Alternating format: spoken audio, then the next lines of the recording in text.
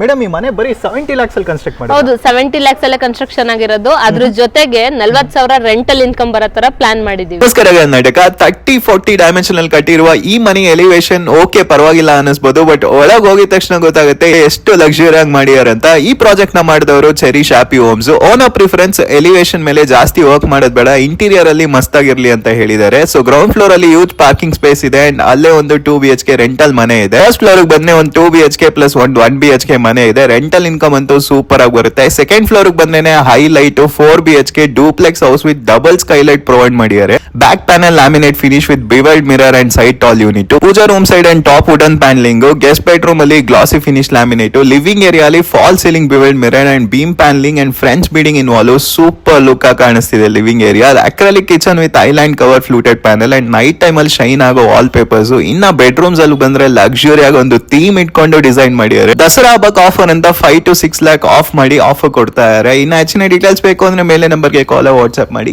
Thank you.